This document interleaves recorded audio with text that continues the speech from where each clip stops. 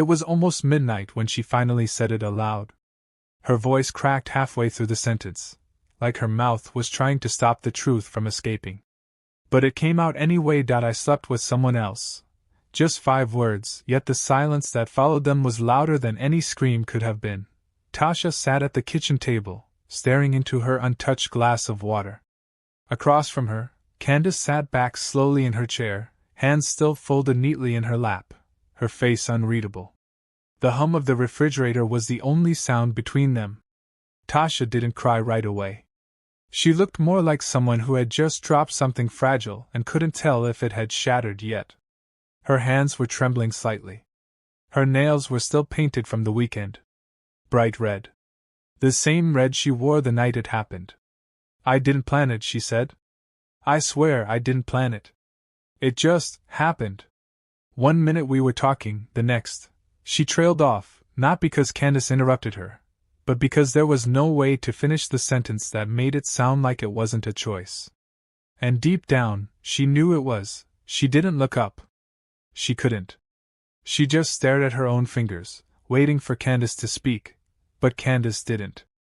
Not for several seconds. She leaned back, crossed her legs. "Calm, too calm, Julian?" she finally asked, her voice low. Tasha flinched. "Yes," she whispered. There was another pause. Candace exhaled slowly through her nose. "Not judgmental. Not angry. Just tired. You told me you were working on things with Marcus." "I was," Tasha said. "I am. But Marcus, he's been so distant. He comes home late. He's always tired. We barely talk anymore. And Julian, he made me feel something. He made me feel seen. I know that doesn't excuse anything. I know." Candace didn't nod. Didn't frown. She just looked at her like someone doing math in her head. Quiet. Precise. Tasha finally looked up. "Please don't hate me," she said, and for the first time, her voice shook. "I just needed to tell someone. I couldn't keep it in. I haven't slept in 3 nights. I feel like I'm rotting from the inside out." Candace's expression softened. She reached out and placed a hand on Tasha's, warm and steady. "I don't hate you," she said. "But you need to fix this. Before it fixes itself in a way you can't come back from." Tasha nodded quickly, as if agreement could erase the past. "I will. I needed to tell you first. I couldn't carry it alone anymore." Candace smiled gently, but it didn't quite reach her eyes. "I understand," she said. But even as she said it, her mind was already somewhere else. Because secrets don't just stay in the room where they're confessed. Sometimes, they walk out the door wearing someone else's shoes. They met during freshman orientation. Tasha was wearing oversized headphones and standing in the wrong line. Marcus tapped her on the shoulder and pointed her to the right one. She didn't thank him right away. She thought he looked too serious, too quiet. But later that day, he held the door open for her again at the campus bookstore, and she noticed the kindness in his eyes. Their first date was 2 weeks later. A small off-campus diner with peeling vinyl seats and slow service. They talked for 3 hours. She told him about her dad leaving when she was 7. He told her about growing up as the oldest of 4. It wasn't fireworks. It wasn't dramatic. It was just easy. By sophomore year, they were inseparable. People joked that you never saw one without the other. They took road trips. Built study playlists together. Fought once about a group project and didn't speak for 3 days. But they always came back to each other. By graduation, they had a plan. Move in together. Save up. Build, and they did. Slowly. Carefully. Marcus got a job at a financial firm. Tasha started working in marketing. They found a cheap condo and painted the walls themselves. They made late-night runs for tacos. Argued about curtains. Learned to share a closet. It wasn't perfect. But it felt like home. When Tasha's mother was diagnosed with cancer, Marcus held her in the hallway outside the hospital room for 45 minutes while she cried. He missed work to be there. When Marcus lost his uncle, Tasha organized the entire trip back home. They weren't just lovers. They were teammates. But somewhere along the way, the spark dulled, the routines got heavier. Marcus began working longer hours. Promotions brought pressure. Tasha sometimes felt like she was dating a calendar, scheduled, structured, unreachable. He still kissed her goodbye. Still asked about her day. But he didn't look at her the way he used to, and she, ashamed to admit it, began to feel invisible in her own relationship. It wasn't that she stopped loving him. It was that she began to wonder if he still loved her the same way. If maybe, just maybe, comfort had replaced connection, and then Julian appeared. Not to destroy anything. Just to notice her. Just to ask how she was feeling and actually wait for the answer. And that was the beginning of everything unraveling. Because the foundation they built, the years they survived, the trust they thought they'd never question, none of it could protect them from one small truth. Even the strongest relationships can slip. When one person stops feeling seen, and the other stops looking. Julian was never part of the plan. He was just someone who came with the job. A coworker Marcus would mention once in a while at dinner, "Julian messed up the numbers again." Or "Julian keeps bringing those awful protein bars to the office." Nothing more than background noise in their life. But life has a strange way of introducing people exactly when we're vulnerable enough to let them in. Tasha met Julian at Marcus's work event, a late summer cocktail gathering hosted on a downtown rooftop. She hadn't wanted to go. Her week had been long, her patience thin. But Marcus asked, and she said yes, because that's what partners do. Marcus was quickly swallowed up in work talk, surrounded by men in stiff suits and women who spoke in percentages. So Tasha drifted to the edge of the party, watching the city lights. And that's where Julian found her. He wasn't intimidating. He wasn't charming in the traditional sense. But he had a way of making people feel like they mattered in the moment.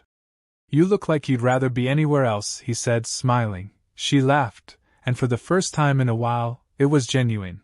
Over the next few months, their paths crossed again, first in casual texts about dinner parties, then in quick conversations at gatherings. But something shifted when he reached out to her directly. "You mentioned that ad campaign. You crushed it, didn't you?" Marcus hadn't asked her about it. Not once. He'd been buried in deadlines, buried in worry. But Julian remembered that it wasn't an affair, not at first. It was compliments. It was attention. It was someone asking follow-up questions. Someone who noticed her haircut, who remembered her favorite music, who sent her links to articles that made her feel interesting. Tasha told herself it was innocent. She told herself she'd never cross a line. But late-night chats blurred into phone calls. Jokes turned into flirtation. And then came that one night, the one she still can't stop replaying in her head. Marcus had worked late again. He didn't answer when she called. She ordered takeout and watched a movie alone. Julian messaged her just as the credits rolled. "You deserve better than this." She didn't reply at first. But then he called. And she answered. She wishes she could say she was drunk, or upset, or caught off guard. But she wasn't. She was tired. Tired of waiting to be wanted. So when Julian showed up at her door that night, she didn't hesitate. It happened quickly. Quietly. Like slipping under warm water. And when it was over, she sat in her bed and stared at the ceiling, wondering how something that had felt so right for a few seconds could feel so wrong now. She didn't see Julian for days afterward. Didn't talk about it. Didn't know what to do with the weight in her chest. Because Julian wasn't a mistake. He was a mirror. A reminder of everything she hadn't felt in months. But mirrors don't solve anything. They only show us what's already broken.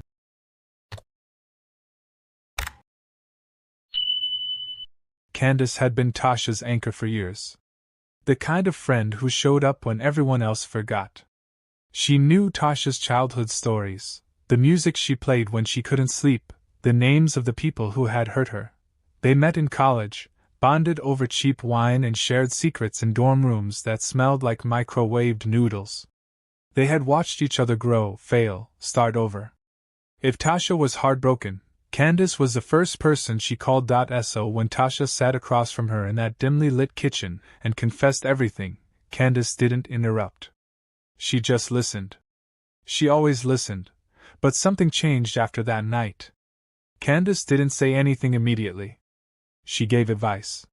She offered comfort. But behind her calm eyes was something else, something unsettled. She started reaching out to Marcus more. Just small things at first. "Hey, I saw this show and thought of you too," or "I ran into someone who knows you from college." And when Marcus replied, she didn't stop. Tasha noticed the texts, the casual conversations that lingered longer than they used to. She tried to tell herself it was harmless. Candace was just being supportive. She was helping hold things together while Tasha figured out how to fix the mess she made. But part of her felt it. That unease. That familiar tightening in her chest when something felt off. Candace started dressing differently when she came over, more polished. She started complimenting Marcus in a way that didn't sound like friendship. "You're looking really good these days," she said once, and Tasha felt the comment hit her like a slap. She didn't want to believe it. She didn't want to imagine that the person she trusted most could be waiting in the wings for her relationship to fall apart. But trust, once shaken, never quite feels the same. One night, Tasha found herself scrolling through old texts between Candace and Marcus, rereading their group messages. She wasn't looking for proof. She was looking for patterns, and they were there. Moments where Candace sided with Marcus in arguments. Times when she subtly planted doubt. Small, quiet ways she shifted the narrative. Tasha didn't confront her. Not yet. She wasn't ready to face what it would mean. Because if she lost Candace too, it wouldn't just be the end of her relationship. It would be the loss of something even deeper, her sense of safety. What hurt most wasn't what Candace might have done. It was that she had been waiting for Tasha to slip. And when she did, instead of catching her, she stepped aside. Sometimes betrayal doesn't come in loud, obvious moments. Sometimes it comes in slow, patient silence. From the person who knew exactly where you were hurting, and watched anyway. At first, Marcus thought he was imagining it. He'd always believed that when something breaks between two people, it shatters loud. He expected warning signs, arguments, raised voices, maybe even accusations. But what he got was quiet. Too quiet. Tasha still cooked dinner some nights. She still asked about his day. She still laughed at his jokes, though not as hard as before. And when she hugged him, it lasted just long enough to feel normal. But something in her eyes didn't come with her arms. She changed her perfume. That was the first thing. It was subtle. Softer, sweeter. A scent he didn't recognize. Knew. He asked one morning, leaning in as she passed by. She nodded, smiling quickly. Just felt like trying something different. Trying something different. It echoed in his mind more than it should have.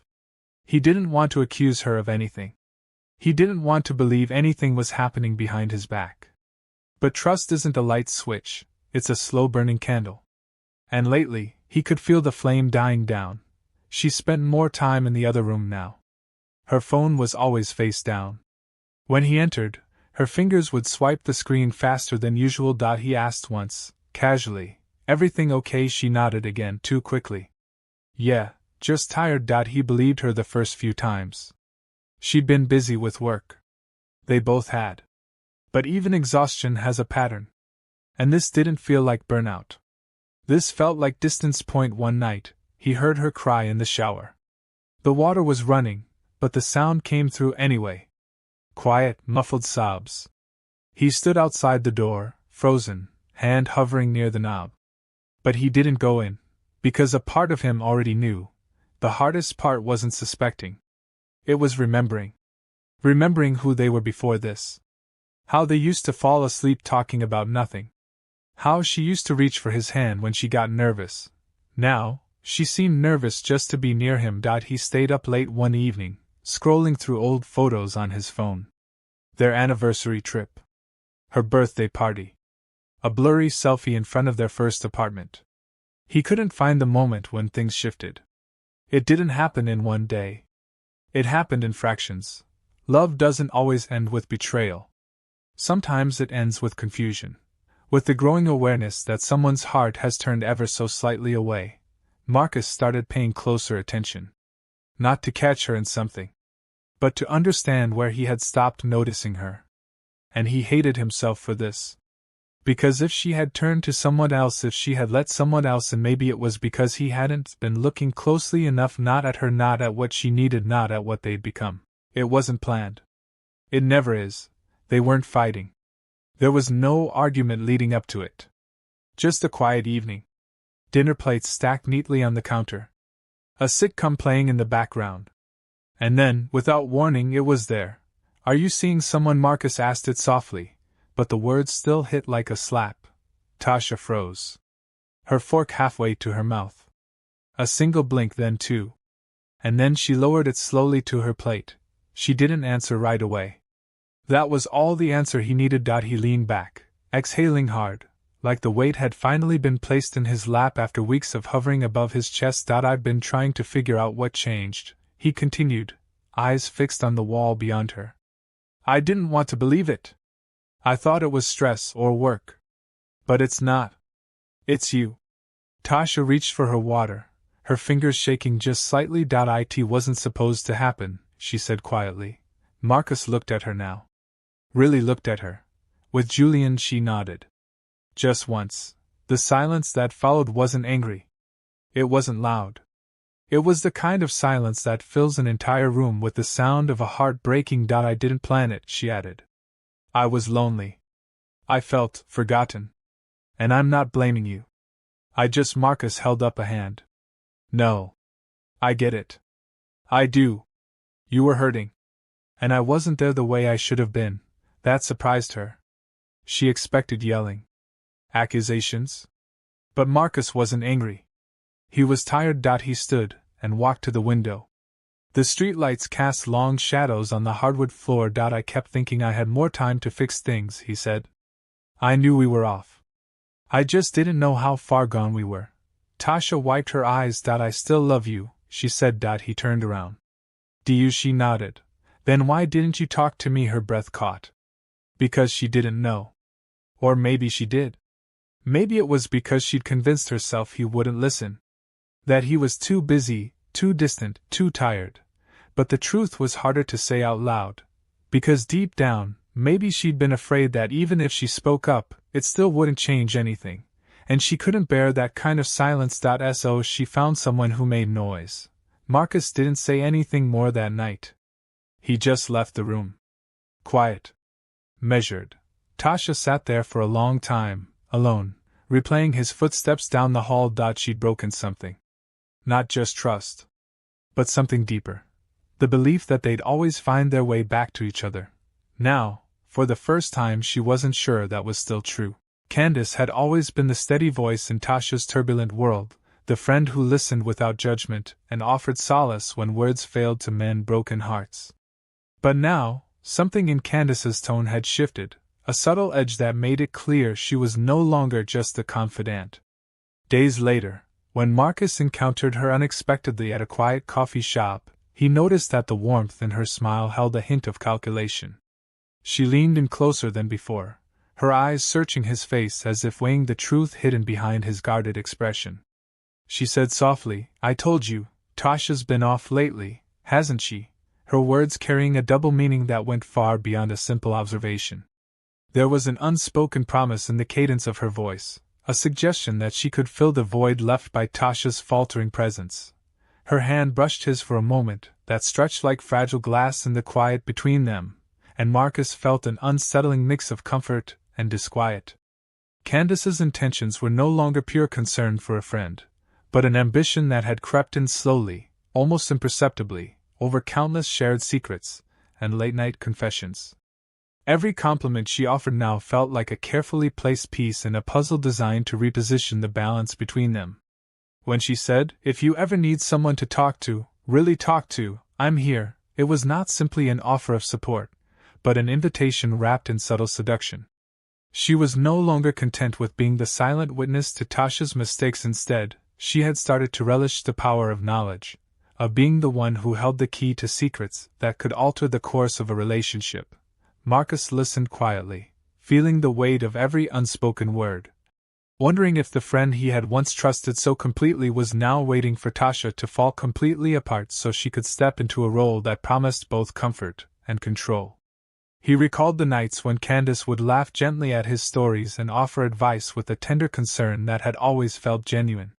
Now, each word carried an undertone of ambition, as if she was measuring each moment to decide if she should step in where Tasha had failed. He thought about the long hours they had spent together, the shared confidences, and realized that every smile and every touch might have been more than innocent kindness. In that moment, Marcus understood that Candace's support was laced with the desire to fill a void created by Tasha's mistakes and his own neglect.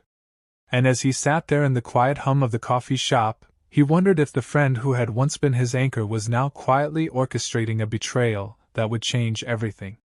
The lines between loyalty and ambition had blurred, and the realization sank in that sometimes the very person you trust the most can become the one who steals what you hold dear. The night it all came crashing down was not marked by a single explosive moment, but by a series of quiet, painful departures that left a hollow silence in their wake. Marcus had grown tired of the uncertainty, the unspoken words and lingering touches that told him more than any shouted accusation ever could. Slowly, he began to retreat, leaving behind the life he had built with Tasha as if each step away was a farewell to the person he once knew. One evening, without any dramatic confrontation or heated argument, he simply packed a small bag, placed it by the door, and left a brief note on the kitchen table that read like a final goodbye. His departure was as silent as it was inevitable, each minute without a call or a word from him echoing in the empty rooms of their shared apartment.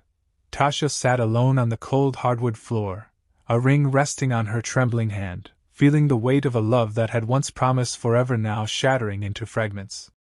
The apartment felt too vast, the silence too loud, as if every corner held a reminder of what was lost.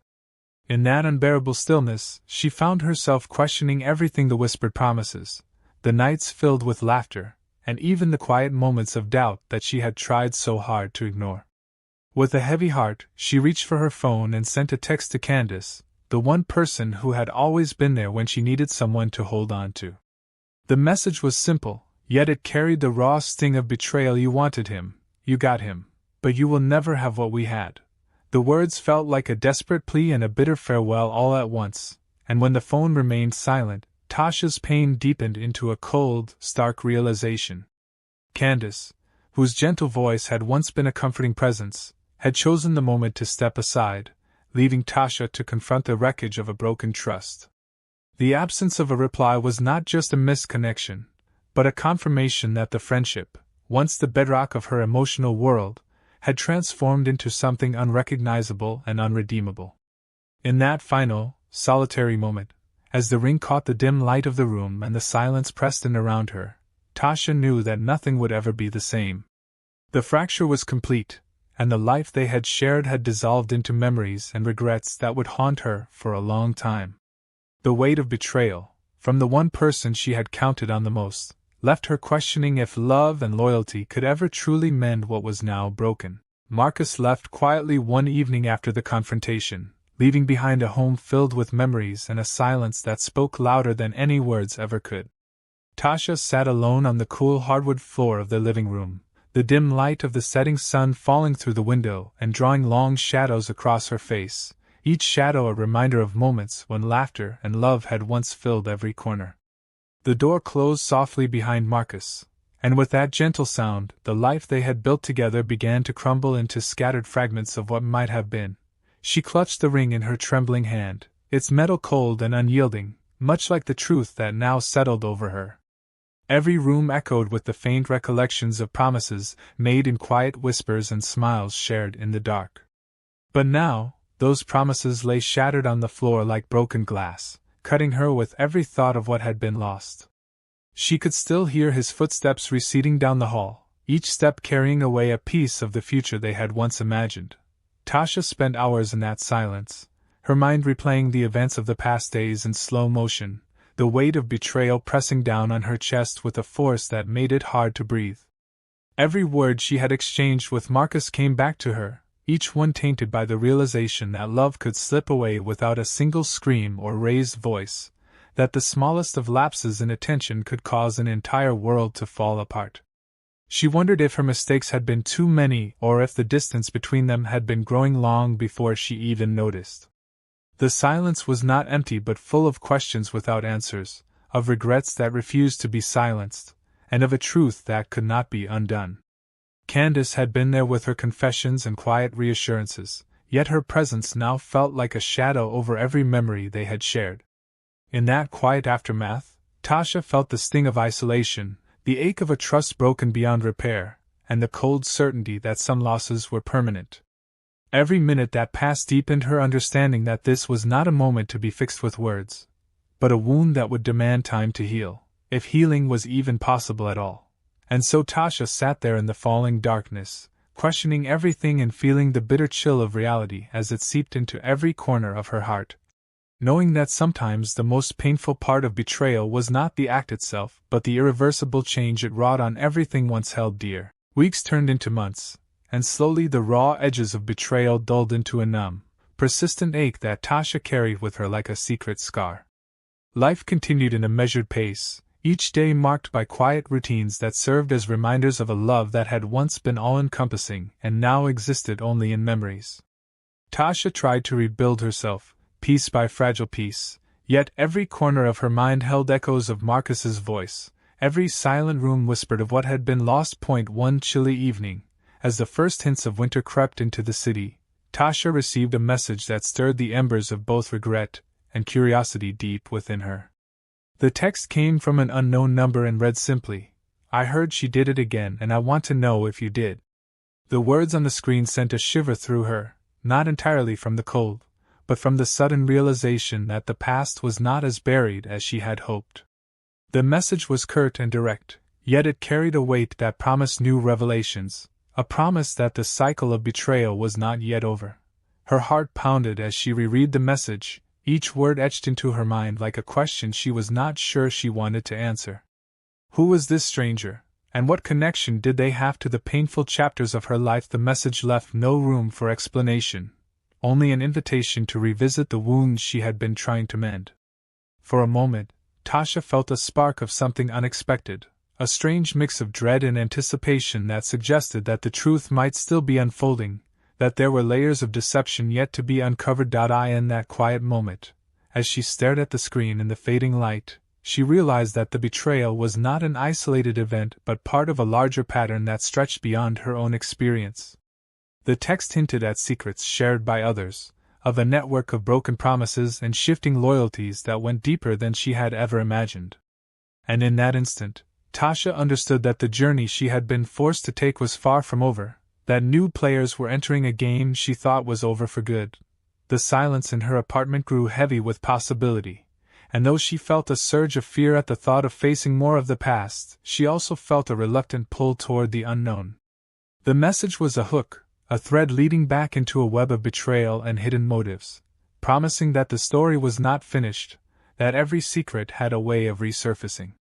And so, with a trembling hand and a heart full of unanswered questions, Tasha set out to follow that thread, not knowing where it would lead but certain that the truth, no matter how painful, was waiting just beyond the next silent pause.